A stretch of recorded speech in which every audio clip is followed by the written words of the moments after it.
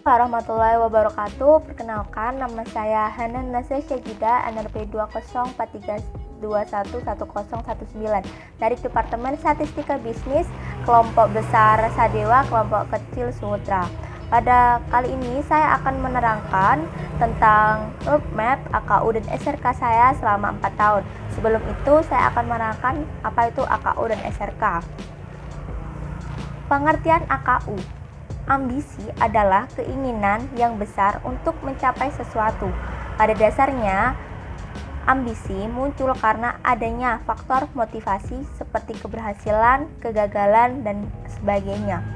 Ambisi dibagi dua.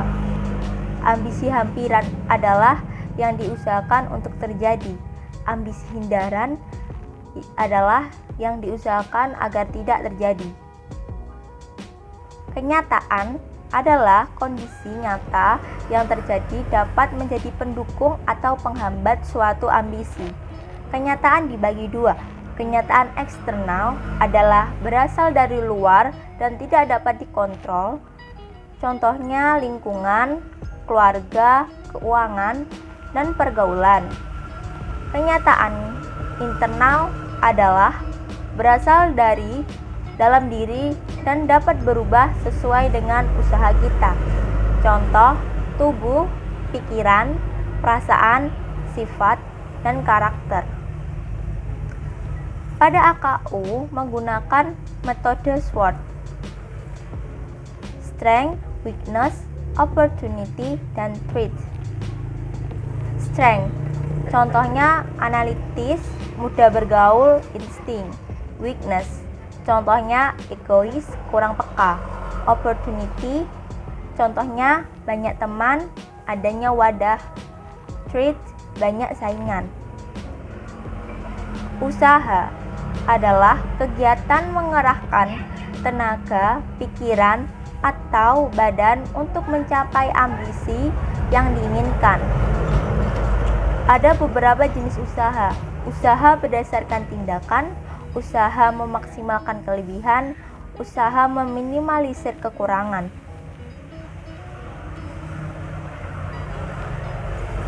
Usaha berdasarkan sebab.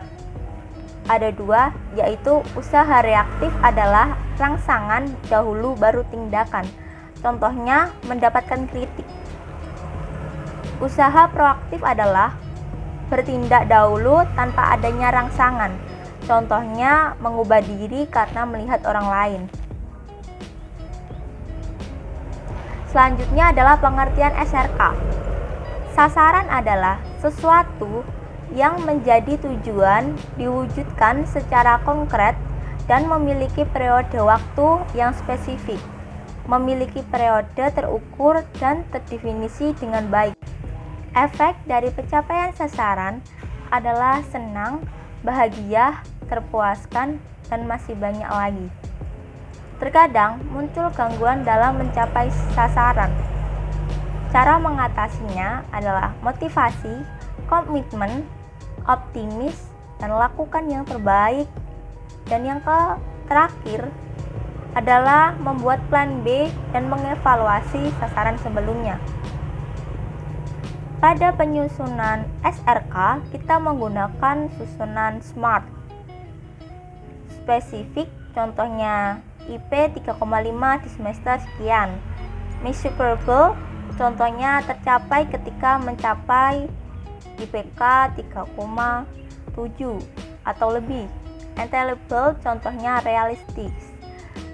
Relevan, sesuai dengan diri kita atau keadaan. Time based artinya kita tuh harus mematok tolak ukur waktu untuk mencapai goal tersebut. Resiko adalah kemungkinan untuk bertemu dengan sebuah bahaya atau sesuatu yang tidak diharapkan, prediksi atau belum pasti terjadi, dan bisa diantisipasi.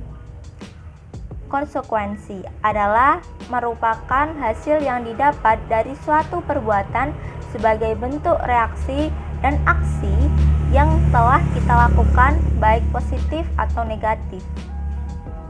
Nah, itu adalah pengertian atau penjelasan dari AKU dan SRK. Selanjutnya, saya akan menerangkan roadmap AKU dan SRK saya selama 4 tahun ke depan. Ambisi: menjadi mahasiswa aktif, lulus tepat waktu, mempunyai nilai yang baik. Breakdown ambisi menjadi sasaran.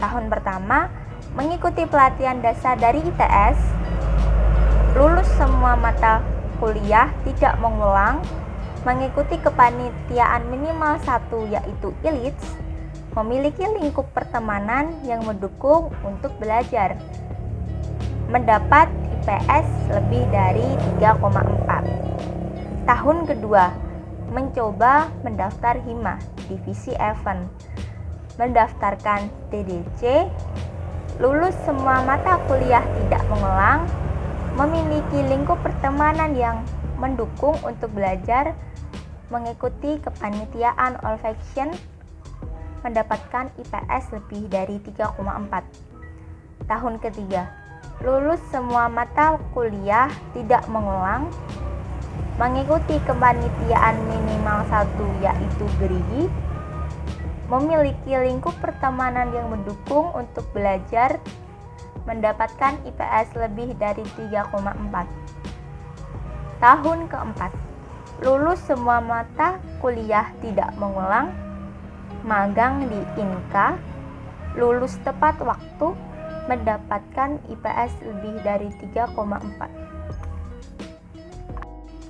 Analisis kenyataan. Strength: mudah bergaul, memiliki jiwa dan minat ke bidang entrepreneur dan keorganisasian.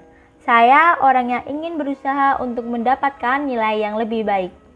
Weakness: materi pelajaran sulit ditangkap, berusaha mengulang video dan meminta tolong teman untuk mengajari.